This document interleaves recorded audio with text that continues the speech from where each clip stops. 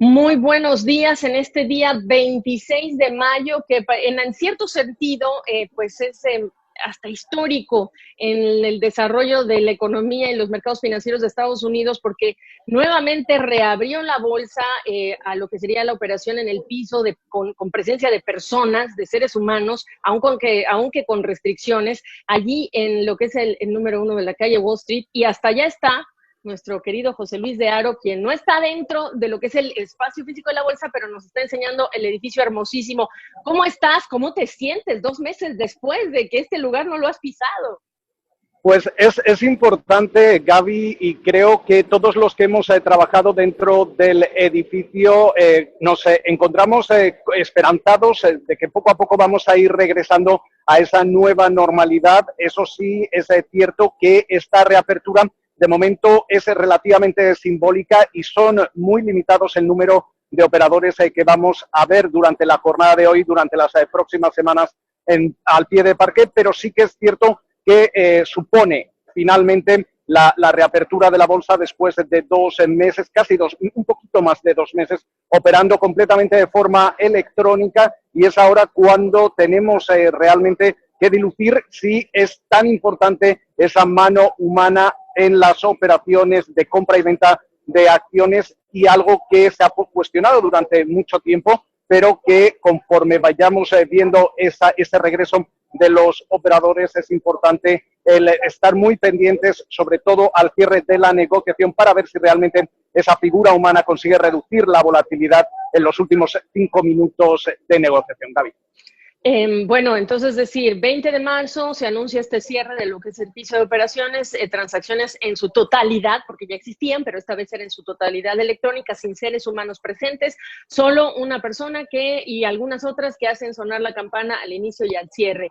Es 20 de marzo, ¿eh? El día de hoy estuvo el gobernador de Nueva York, Andrew Cuomo, y claro que reviste este simbolismo por lo que representa el New York Stock Exchange para los mercados, como mercados de capitales, en relación con el capitalismo, etcétera. Ahora, viste muchos periodistas, ¿cómo fue normalmente? ¿Cuánta gente entra? ¿Tienes el dato, una aproximación, un cálculo? Ahora mismo, Gaby, se habla de que solo están entrando.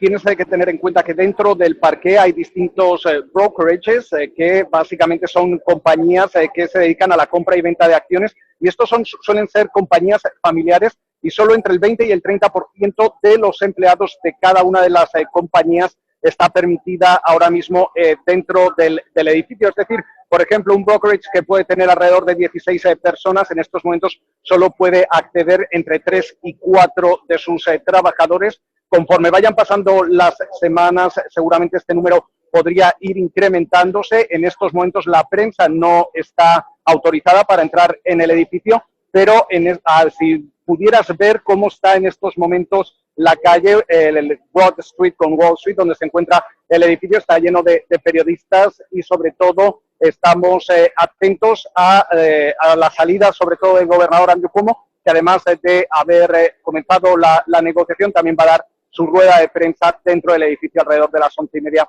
hora de la costa este en Estados Unidos. Bueno, pues si eso no puede vestir más no, importancia y simbolismo esta reapertura, aunque con poca gente, de todas maneras el mensaje es clarísimo.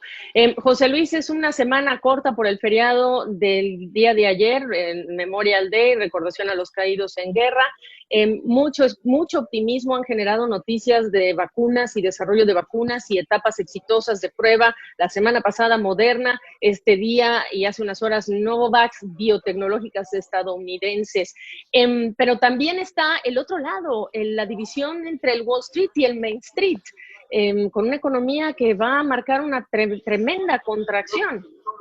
Así es, Gaby, seguimos viendo esa diferencia que existe entre cómo se está comportando el mercado en estos momentos. Hoy, de hecho, volvemos a ver una subida importante en los principales indicadores, el Standard & Poor's 500 superando esos 3.000 puntos, pero los datos macroeconómicos siguen indicando que en este trimestre en el que nos encontramos podríamos sufrir una contracción del entorno al 30 o el 40% según las últimas estimaciones. Aún así, sí que es cierto que entre los inversores y entre los operadores existe cierto optimismo de que quizá lo peor ya ha pasado. y eso es lo que está motivando, junto con lo que mencionabas, esas posibles vacunas, el optimismo durante la jornada de hoy martes. Pero, sin embargo, la recuperación es la pregunta que en estos momentos tenemos que estar muy atentos, porque aunque ya hayamos visto quizá lo peor desde el punto de vista económico, esa recuperación en estos momentos parece que podría ser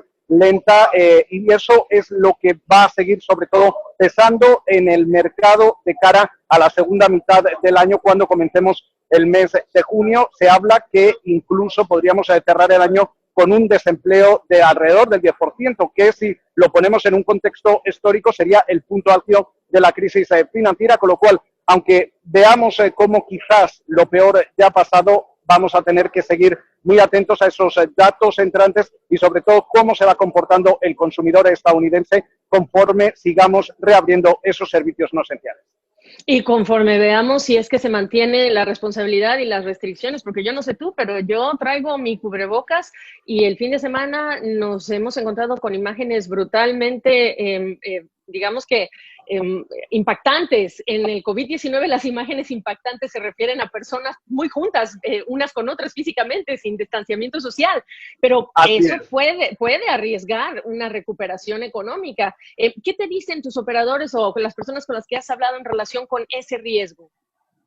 Existe ese riesgo y de hecho es uno de los factores que en estos momentos tanto los analistas como los economistas y los propios inversores tienen en mente a la hora de hacer proyecciones. Aquí en estos momentos todos llevamos nuestra mascarilla, pero sí que es cierto que otras personas, conforme hemos visto especialmente este fin de semana, que ha hecho buen tiempo aquí en Nueva York, también ha hecho un tiempo veraniego, y si caminabas, por ejemplo, Battery Park, que está aquí al lado, veías gente haciendo sus picnics y no llevando ningún tipo de protección o respetando ese distanciamiento social. Y es el peligro de una posible segunda oleada o un brote o un repunte de infecciones lo que podría entorpecer aún más esa recuperación de la que hablábamos antes. Una recuperación que en estos momentos ya no se observa en forma de V. Los más optimistas hablan de una forma en símbolo de Nike, pero es cierto que podríamos llegar a ver incluso una recuperación en forma de U, que sería mucho más larga si volviésemos a ver un repunte en esas infecciones y una posible segunda oleada de infecciones de COVID-19 conforme llegue el verano y sobre todo vuelva a comenzar otra vez el frío en el otoño. Uf, sí, déjanos encaminados para el resto de la semana en qué tenemos que tener el foco puesto. Básicamente, en estos momentos creo que va a ser una semana muy importante en la que vamos a seguir viendo tensiones entre Estados Unidos y China, sobre todo mañana en Canadá. Vamos a conocer la decisión sobre esa posible extradición de la directora financiera de Huawei y una decisión que autorice la posibilidad de que sea extraditada aquí a Estados Unidos podría seguir en estos momentos aumentando esas tensiones entre las dos mayores economías del mundo. La semana pasada Estados Unidos incluía otras 33 compañías chinas a esa lista negra de entidades. Hemos visto cómo durante las últimas semanas las tensiones aumentan en distintos ámbitos, el ámbito diplomático, el ámbito tecnológico y sobre todo incluso una mayor presión que podríamos ver para las compañías chinas que cotizan aquí en la Bolsa de Valores de Nueva York, en el Nasdaq, tras ese proyecto de ley que era aprobado por la Cámara Alta, por el Senado, de forma unánime entre demócratas y republicanos. Es la última semana formalmente de mayo en lo que toca la operación bursátil, ¿no? Completa, y nada, nos da muchísimo gusto verte en la calle, verte más cerca de lo que sería tu ambiente, que es el New York Stock Exchange, y sí da ayuda a la psique, no sé a ti si te ha ayudado, pero a mí verte ahí me ayuda. ¿Tú qué me dices? Lo mismo, yo en estos momentos sabes que la New York Stock Exchange, la Bolsa de Valores de Nueva York, es como mi segunda casa. Conozco a buena parte de los traders que operan dentro, luego también a todos los empleados, los guardas de seguridad, la gente de mantenimiento, la gente que está en el control arriba en uno de los pisos. Este edificio tiene distintos pisos, alrededor de 17. Con lo cual, es como comentábamos al principio, un momento de optimismo, es un nuevo normal, pero parece que la cosa va progresando para bien y esperemos que las próximas semanas podamos volver a estar dentro reportando sobre todo lo que ocurre en los mercados financieros, Xavi.